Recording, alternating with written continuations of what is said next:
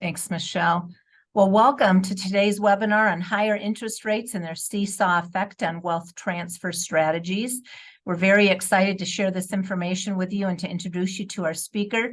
Hopefully you've all got lunch and maybe something to drink, so relax, sit back and enjoy what we're doing. We're going to get started shortly as we still have people joining us, but I'd like to briefly introduce myself and my co-host, Michelle Brock. I'm Sue McEntee, and I'm the Executive Director of the Catholic Foundation of Southwest Iowa, headquartered in Des Moines. So we're the Des Moines Diocese. And I'm joined by my co-host, Michelle Brock, who is Executive Director of the Catholic Foundation of the Archdiocese of Dubuque, and they're headquartered in Cedar Rapids. We have some general information on the screen about our foundations, and we encourage you to reach out to either Michelle or myself if you have any questions. Our Catholic foundations are community foundations, but they're faith-based, not place-based. And we're separate, but very collaborative. Michelle and I speak often and talk about things happening in the diocese and really across the state of Iowa often. We help meet the needs of those that our Catholic community serves through sustainable funding by connecting our faith to investing and philanthropy and our donors and organizations. We work with these donors and organizations to help meet both spiritual and human needs in a manner that reflects our Catholic values. The Catholic Foundation of Southwest Iowa has been in existence for just over 12 years. And Michelle, I think, are you guys at 10? Actually, we'll be at 14 in January. Oh, 14 years. So we've got lots of years of experience in the community foundation realm. So please reach out to us and let us know if there's anything we can do to help you or any organizations that you might serve. Michelle?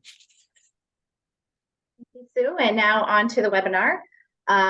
First, I just want to let the attorneys on board know and remind them that it's been approved for continuing legal education credits. So we will send that out to those attorneys afterwards. It is being recorded. We'll have that on our website, afterwards, if anybody wanted to go back and access that later. If you have questions during the presentation, as everybody's used to by now, there's the Q&A box at the bottom of your screen. If you could put your questions in there, and we'll be moderating that and going through those as appropriately. So now on to our presenter. We thank so much for Duane Richardson for joining us today. I've got the pleasure of meeting Duane, I don't know, about a year and a half ago or so in our community, just through networking in Cedar Rapids, and heard him speak and thought this was a great topic. I actually had a couple advisors note how great his topic was and how it would be nice to have him speak to a broader or different audience. So Sue and I are pleased to be able to bring Duane to you. Duane is a Vice President, Wealth Planning Trust Services, Midwest One, and has over 40 years experience working with successful business owners, executives, professionals, and retirees, structuring and managing investments in their overall wealth to achieve goals for themselves, their families, and for many clients, their businesses. He holds JD, CFP, and AEP designations. So welcome, Duane, and I will turn it over to you. Well, thank you, Sue, and thank you also, Michelle. Just kind of a little distracted there. We had an emergency vehicle going down the street here behind us, so I was trying to mute them out.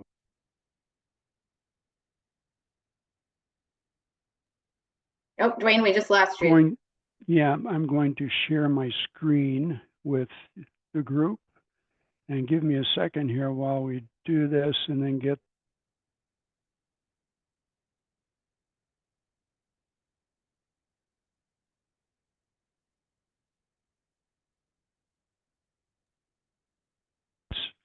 and the seesaw effect that they can have on some of the wealth transfer strategies that we've been using with our clients. You know, since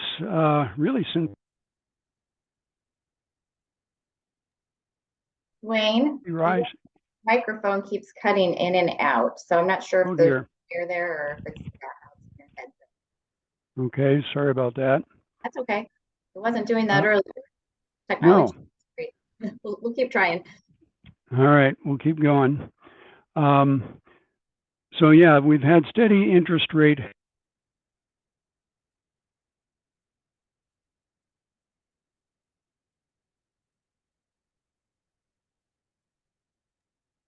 It's just cut out again. I wonder if it's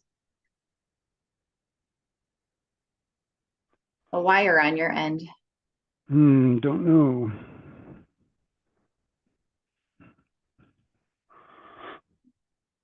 Everything seems to be connected. And is it cutting out on you still? Now it seems okay. Okay. Well, we'll try again here. What I wanted to do was, take a look at several of the wealth transfer strategies, particularly ones that involve different charitable entities. And so we could take a look and see what kind of impact these the rising rates have on them. You can see from the agenda, we'll look at the raising rates.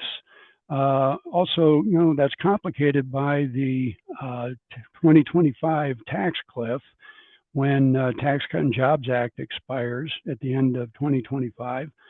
So we'll take a real quick look at that as well, and then really get into about 6 different planned giving strategies, as I said, that involve charities, and take a look at what the impact is of the rising rates. Also, there's a couple provisions both in the Secure Act and Secure Act 2.0 that I wanted to highlight near the end that created some other opportunities for us. And then we'll finish up just with some observations that I make in conclusions. So that's what I planned for the time that we have together. Here's a quick look at the AFR rates, and I prepared this back in February of this year for that other seminar that Michelle talked about. And you can see from this, today, right, these were all based on the February rates for each of these years. And back when I first put this together, the February rate for this year was 4.6%. Well, we're up to 5.6% now, as you can see, on the bottom of the here, 5.6%. Well, when we look back over history, the last time we've seen this kind of rate was back in 2002. So it's really been over 20 years since we've seen anything like that. And as I mentioned, we've got the tax cliff coming up, which I'm sure a lot of you are probably very well aware of and talking to clients about already. For example, some of the changes that are there, one of the biggest ones that I know I talk with clients about right now is the expiration of the bonus exclusion rates that we have right now. For individuals, almost 13 million. For married couples, just under 26 million. But look what happens January 1 of 2026. It all gets cut in about half. So this obviously just deals with the estate tax piece, but there's also about 23 other income tax provisions that are also expiring, things like the 20% qualified business income deduction.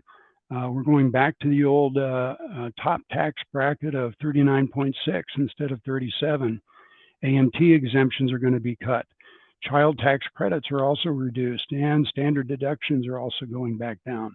I guess if there's any silver lining to it, the $10,000 SALT limit goes away on charitable deductions, and we do get personal exemptions back. But on the heels of that, seeing the rising interest rates and knowing that this tax cliff is looming out there again, I started thinking about, well, what's going to be the impact on a lot of these strategies that we've been using really for over 20 years now, as we've talked with clients. As you can see from this slide, we have a real smorgasbord of strategies that we've used. And over the last 20 years, we've had Green Book provisions, budget proposals, even some proposed legislation a couple of years ago that would have eliminated or dramatically changed many of these. But none of those, thankfully, were passed or came into being. So question is, what are we going to do? How does this affect those strategies that we're using with that involve charities? These are the 6 that stay with us, and so we can see what happens with them. Now, for most of these examples, here's a set of assumptions that I've made, for putting together the numbers so that you can see. And there's a few slides where I've kind of changed these, or I'll use the November rate instead of the February rate, but I'll point those out as we get to them. So with that, what I want to do is let's start off with remainder trust, charitable remainder trusts. And as I'm sure many of you know, there's a couple different versions of that: the CRAT, the Charitable Remainder Annuity Trust, and also CRUT, the Unitrust. So, and I know when I've used these, I've used these recently with some clients who had a very high stock concentration, and we used a CRUT as a way to try to help unwind that stock concentration. And we've had some clients where they were going to actually sell a very highly appreciated asset, whether it's stocks, whether it's a business asset, maybe farmland, whatever.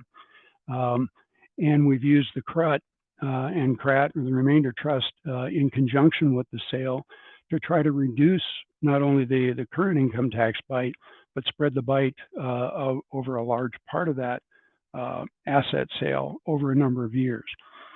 And then recently, as I mentioned, the Secure Act threw us a curveball when it took away the stretch provisions of the IRAs, and we'll get into that a little bit later with an example. So first, what I wanted to take a look at is a CRAT. And here I'm just assuming a simple 5% CRAT, the minimum payout amount. And you can see, on the left-hand side, the 1.6 and the 4.6% AFR rates, everything is basically the same. Fair market value is the same going in. The total annuity payments that come out to the donors is the same. Even the remainder to the charities is the same. But look at the difference when we get into the charitable contribution, the charitable deduction, actually, that the clients get to take. So at least as far as the CRATs go, I would say let's score 1 for the higher AFR rates for sure. Well, on the flip side of that, the CRUT, same factors as the CRAT, same assumptions being made. But what's interesting is you see that, okay, the fair market value of the assets going into the trust the same, the remainder to the charity is the same. Everything is the same on the left-hand side again, including the lifetime payments to the donor. And surprisingly, I expected to see a lot bigger difference here, but between, for the charitable deduction between the two, there's not that much difference. So that made me start thinking about, okay, if this is the 5% minimum CRAT or CRUT, is there a difference if we try to optimize it? So I looked at some examples for an optimized CRUT and found, pretty much the same thing. With the optimized CRUT, that what we're going to do is we're going to have about a 10% remainder interest in order to qualify to pass the 10% remainder test. So the charitable deduction is going to be the same no matter what the AFR rate is. And the remainder to the charities, really, there's not that much difference. And really not that much difference in the lifetime payments to the donor either. So again, kind of surprising to me that the higher AFR rate didn't result in more of a difference. So when it comes to the charitable remainder trusts, as we said, we scored 1. The CRATs really did better with this higher AFR rates. The CRUTs, kind of a mixed bag, really kind of right in the middle. So, well, if that's the case with the remainder trust, I wondered, well, what about with the lead trusts? I don't know about you. I don't see these quite as often as I see the remainder trust. However, I have used these with clients in a number of instances, again, where they had the sale of a business property or farmland. I've used it with a number of executives also, all of whom were charitably inclined. And these executives, when they retired, had a large lump sum, non-qualified deferred comp payout coming out. Or even those that are still employed, maybe they have stock options that they need to exercise. before they expire. So all of those could result in some very large taxable events. And for the clients that are charitably inclined already, I say, well, let's use a grantor version of this lead trust so that you can and have the trust make the charitable contributions you're going to make anyway over the next X number of years. And then you get to deduct the present value of that. So it works very nicely in those situations. So what do the AFR rates and the changes in that do to the lead trust? And in this case, this is a 1% CLAT. So we're gifting about $10,000 per year. I did inflate that at 3% in these cases. And you can see the total amounts to the charity are the same. The total remainder interest is the same. And again, the total gifted, there's a little slight edge for the higher AFR rate. And as far as the charitable deduction goes, there's a slight edge also for the lower AFR rate. So really, depending on what the client's objectives are, if my objectives are to save some income taxes and try to lock in more of those bonus exclusion amounts right now, well, the higher AFR rates may be just the ticket for that client. Or if they're looking just to increase the charitable deduction, well, then, maybe the ship has sailed. We might see lower rates again. But if we're just looking to maximize the deduction, then the lower AFR rates work better for the CLAT. Okay, that was the annuity trust. What about a charitable lead unit trust? And surprisingly, this surprised me also, that what we saw is same terms, 1% payout, $10,000 per year going out to the charities each year for 10 years. But the total gifted and the charitable deductions, they're virtually identical. There's really not much difference at all on that.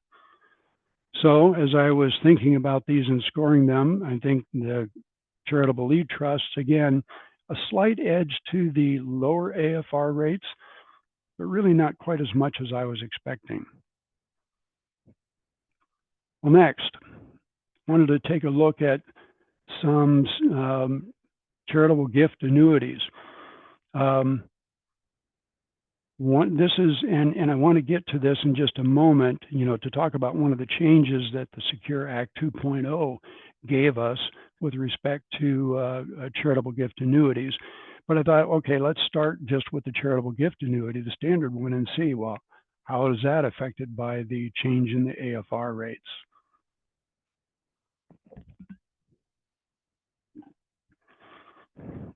So my fact pattern in this case, have a gift of about $100,000 being made. The donor's ages 69 and 63, their life expectancy about 24 years, and the American Council on Gift Annuities recommended rate is 4.9% for couples that age. So you can see the annuity payments, really the AFR had no impact on that whatsoever. And what the real difference came in calculating what the present value of the annuity was, and also the charitable deduction. And again, you can see there is a significant difference, over 10 times more charitable deduction with the higher AFR rate. So clearly, in this case, with the standard charitable gift annuities, the advantage goes to the higher AFR rates. So what about the changes that the Secure Act 2.0 brought in? Well, what it allowed us to do was now to have split interest gifts. So we could actually, before now, you could only use the QCD for direct gifts to the charities. Well, now we can actually do a split gift to a CRAT or even a charitable gift annuity. There are some limitations, though. $50,000 is the most that I can put into this. And kind of scratch my head about some of these limitations, don't understand why Congress thought they needed to do these.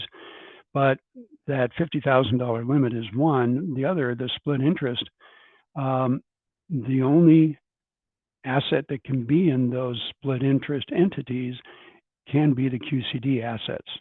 So when you think about having, or when I think about having a CRUT or a CRAT with only $50,000 in it, you know, I'm part of the trust department of the bank where I am right now.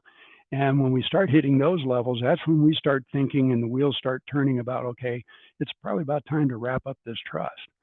But so the legislation is really requiring us to have some really small annuity or small gifts into these trusts. The other interesting thing, and again, head scratcher is, okay, so the CGA, the distributions have to begin with 1 year, and it only qualifies for the QCD gift to the charitable gift annuity if the payout is going to be 5% or higher. All right. Well, one thing that they 2.0 did allow for is beginning in 2024, we are going to be indexing these limits for inflation. So the $100,000 is going to be inflated, and we hope so the 50,000 would be. So now here's one change, and when I was going over the slide deck again last night, I realized, whoops, I forgot to put in one minor important fact, and that's this big red X. So on your slide deck there, you're going to want to cross out any charitable deduction, because just like qualified charitable distributions directly to the charity, we don't get to take a deduction for that. I don't have to claim it as income, but I don't get to take the deduction. Well, the same thing is true under the Secure Act 2.0. So you can see with the higher AFR rates, it would have been better. You know, I've got two different sets of donors. And the other obvious thing is that, okay, if we're talking a QCD, one of the two donors has to be at least 70.5 in order to qualify for the QCD. That hasn't changed. So in that prior example that I looked at, where I had a 69-year-old and a 63 or 64-year-old, they wouldn't qualify to be able to do this QCD to the charitable gift annuity. However, these two couples could, because they meet that 70.5 test. But you can see in both cases, they would have been much better off. You know, they would have been able to deduct this if it hadn't been the QCD, and the higher AFR rates would have been much better for them. You know, just if you want a more thorough dissection of and analysis of I think it's section 307 of the Secure Act 2.0 that deals with the QCDs to the charitable gift annuities. And I've got a reference down here to this from Paul Hood. It's actually kind of tongue-in-cheek, and it's kind of humorous in several points or several places when he starts talking about the limitations and trying to understand why Congress was doing what it was doing. So if you want to know more about that and really get into the weeds, that's a good article to follow up on. All right, so QCDs to the charitable gift annuities, again, does better with the higher AFR rates. But what's interesting, even with the QCDs, it does better not because of the income tax deduction, because there isn't one, but it's because of the AFR rates themselves. If the AFR rates get too low, then the ACGA's annuity payout, recommended payout, may not meet that 5% test that's required. So just something to watch. All right. Here's one, and in full transparency, I haven't used this strategy with any clients yet, I say. But for the right clients, I think this could be an interesting thing to do. In fact, I think about one of the clients I worked with earlier this year, a retiring farm family. And tragically, the heir who was going to take over the farm died unexpectedly. And so now the clients were left with no heir and no one to really take over the farm. Well, in that case, I don't know if if this is the right strategy for them, but that's the kind of situation where we might find clients who have either a very nice residence or they've got the farm, something that they want to keep. They want to be able to live in the residence for the rest of their lives. They want to have the income from the farm for the rest of their lives, but they're willing to have the remainder after they pass to go to the charities of their choice. So in that case, this remainder for the farmer residents may actually work out nicely. So here's some facts. In this case, again, I mentioned the 82 and 80-year-old. They want lifetime use of the home on the farm, and they want the income from the farm. And you can see from a tax deduction standpoint, they clearly, the remainder, and by the way, in order to make this work, they'd have to transfer the property or the farm into an irrevocable trust, with the remainder going to the qualified charities.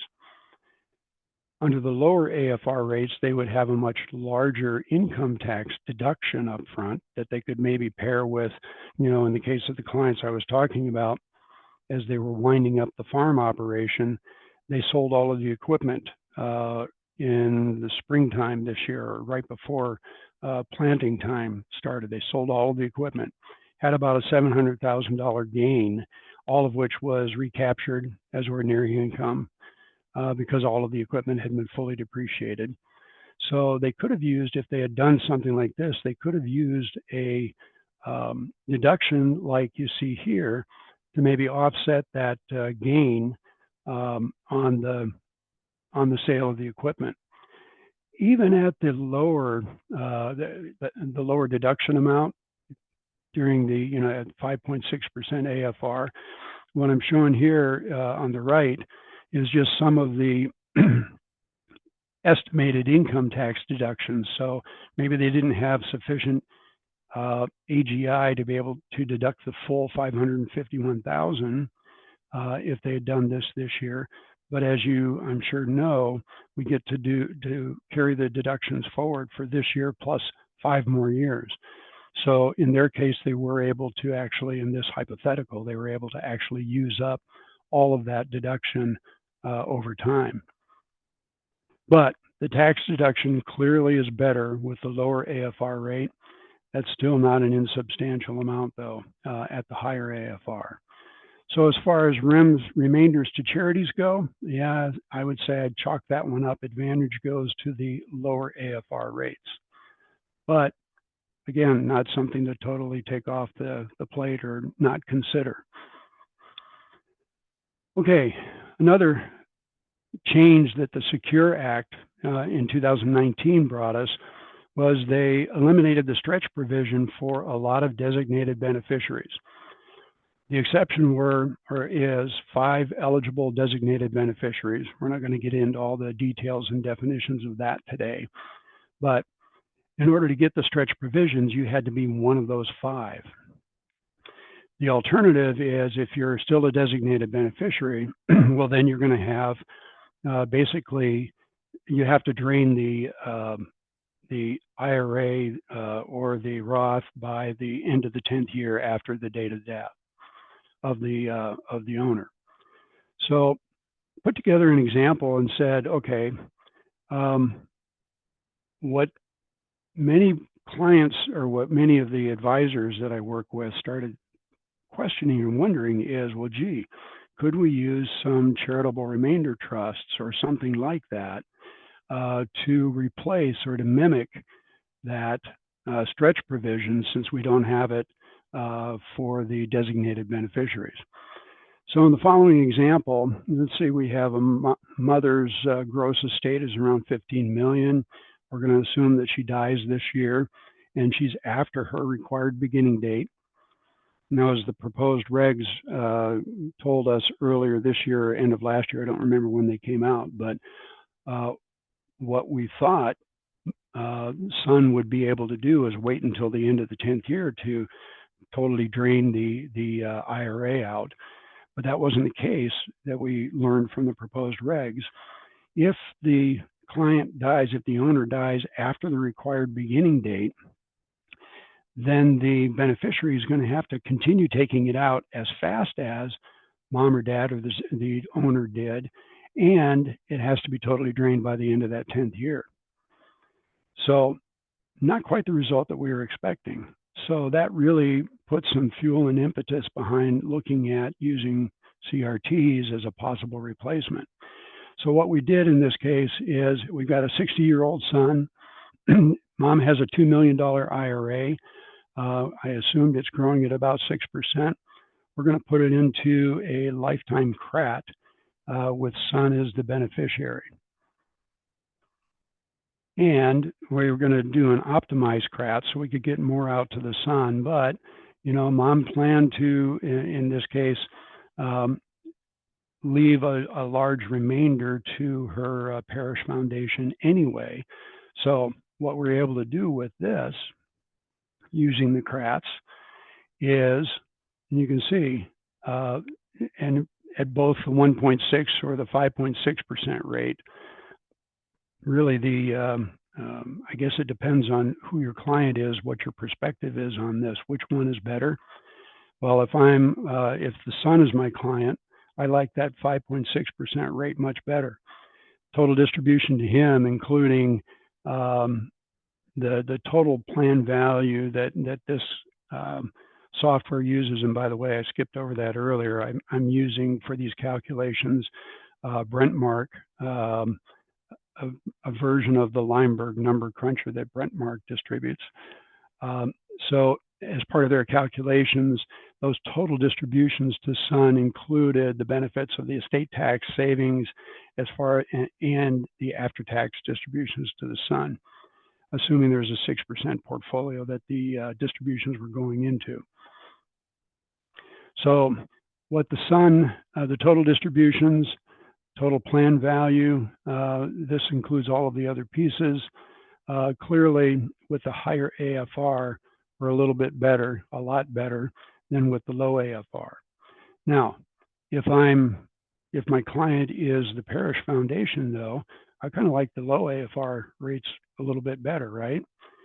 But still, even at the high AFR rates, the foundation is going to get at the end of son's lifetime, I think it's about a 23-year life expectancy for him, still is going to be about $1.5 million that they would stand to get.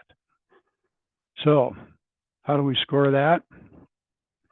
For the CRAT, as a beneficiary of the IRA, I would say advantage goes to the AFR rates. Again, depending if son is our client. But if from the charity's perspective, they would prefer those lower AFR rates to get a higher remainder amount. Well, if you will allow me, and I'm getting pretty close to being done here, Michelle and Sue, so I have lots of time for questions if there are any. But just some observations I wanted to make. Again, at a very high level, we looked at 6 different wealth transfer strategies that involved charities and how they could be affected by the rising AFR rates. And when I say very high level, I just tested a couple factors in this. I didn't try to explore, what the right terms were for the trusts. And as far as the CRUTs go, didn't look at doing a flip CRUT or a NI CRUT or a NIM CRUT. We just used standard CRUT provisions. And in a lot of the cases, I didn't use an increasing annuity payment coming out to the non-charitable beneficiaries. So that's what I mean by very high level. I just tested one set of terms and factors. And as we were looking at this and going through these, we saw a real mixed bag of results. Some did better with the higher AFR rates, others did better with lower. And finally, we saw that, better really depends on whose perspective you're considering, right? Whether it's the charitable foundations, whether it's the individuals, whether it's the donor and how much of an income tax deduction they get. So my conclusions then is that, hey, the charitable strategies, in fact, all of those wealth transfer strategies that was on the earlier slide, that we've been using for many years in working with clients to freeze estates, to reduce the size of their taxable estates, they still work even with the rising interest rates. Some of them not as well as they used to, but they all still work. Choosing and designing the right combination of terms and the strategies is impacted by the rising rates, and really, just have to really roll up your sleeves and test those different factors. And the process really needs to include a team of advisors. No one of us is smart enough to know everything that we need to know for the client. So I really enjoy rolling up our sleeves, linking arms, and working with the client's other advisors, their attorney, their accountant, outside investment advisors, all of us together, brainstorming and trying to come up with different factors and combination of strategies to get us the best result that we can for the client. So the good news is that these best options, when you put all that team together, you may come up with some pretty complex solutions, but they aren't hard to use or to implement if you've got the right team together, working together as partners. So with that, Michelle and Sue, I'll just say thank you and just see if there's any questions that you had come in, or if any folks want to ask any now. I guess I'd like to comment on what you ended with saying, a team approach. I've been in this industry for a number of years, and initially it was a lot of silo conversations that investment advisors would have with clients and not-for-profit development folks would have with their donors. And really, it was probably about 15, maybe 20 years ago when they started the team approach. And a lot of that came out of the CAP program, the Chartered Advisor of Philanthropy. And that really was bring everybody to the table. Let's make sure we're doing the right thing for the donor and the client. And I just think that's so important. So any of you who are out there, know that you do not have to talk to donors or clients alone, that there are other folks that can bring their minds to the table, and it really does end up being in the best interest of the individual that you're serving and their philanthropic and financial interests. You have one question that came in. Please explain the optimized CRAT. The optimized CRAT.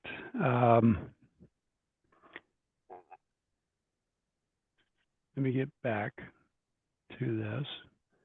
And so when I said optimized CRAT, I probably, to be honest, misspoke, because I was thinking more in terms of the optimized CRUT.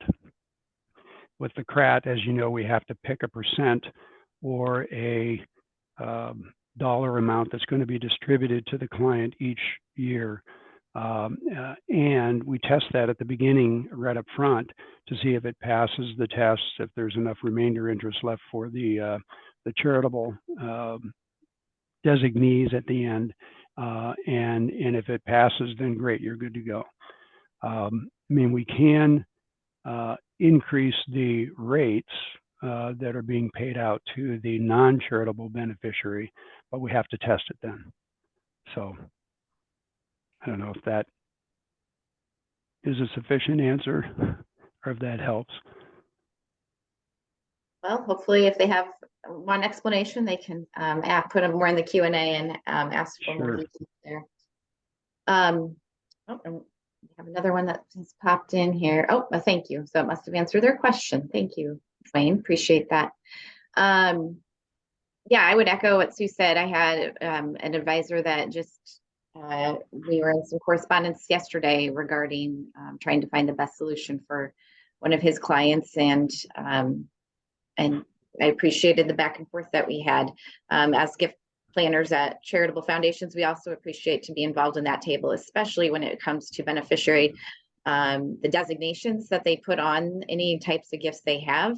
Oftentimes we get gifts here and it doesn't say a specific end user. It just says the Catholic Foundation in general. And sometimes there's no names on things that come over here. Now, obviously in the case of a trust, a more complex gift agreement, we would have that information hopefully solidly planned out, but or even a bequest that we'll receive will just be very general in nature when verbal conversations had indicated they wanted it to be to something specific.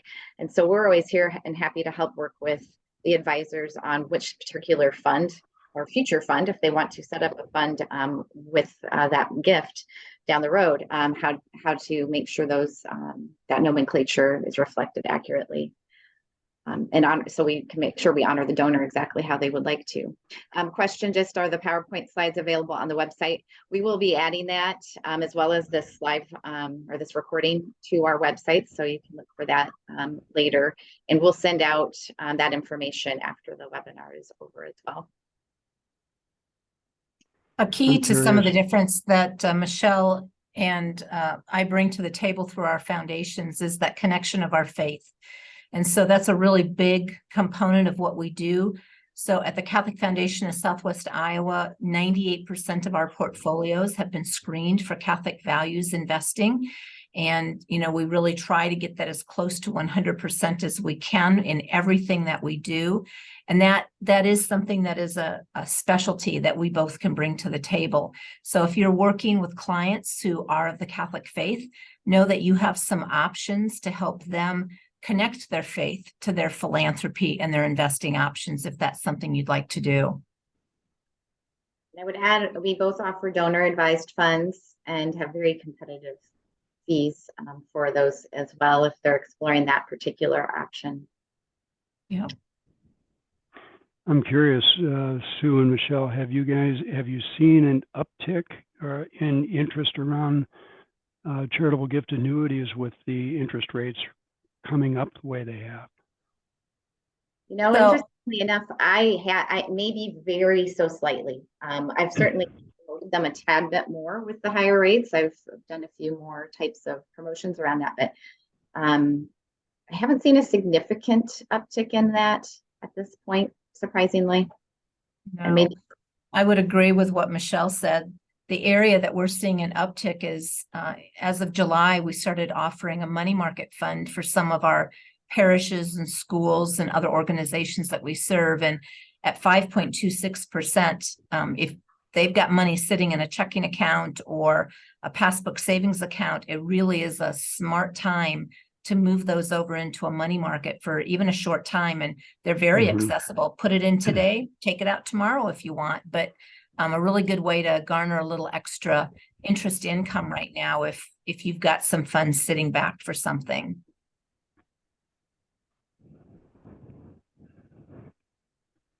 question though, Duane, and you talked about that the end of the testamentary IRA provision where it just could go on forever, and now it's 10 years. And that's something I have had some discussion with for donors who not necessarily using the charitable remainder trust, but using a charitable gift annuity for that. They can also do that provision through the CGA as well as a CRT.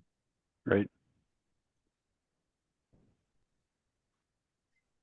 All right, well, just know Sue and I are certainly available if other questions arise. And as I said, the web slides and the webinar will be on our websites. I'm sure Duane, you can certainly look him up if you have questions. Duane Richardson at Midwest One, and reach out to him if there's some partnership you'd like to do there. We appreciate everybody attending today's webinar. What a great topic. Thank you, Duane. It's always fascinating to see how changes in our economy affect gift provisions. So we're just very honored as your Catholic Community Foundations in the state of Iowa to be able to sponsor and make these connections with all of you. If you have clients that have interest in a legacy that aligns with our Catholic values, just keep us in mind. We'd be happy to help out. With that, I think that's all we have today. We appreciate you again attending, and thanks and God bless. Have a great day. Happy Thanksgiving, everyone.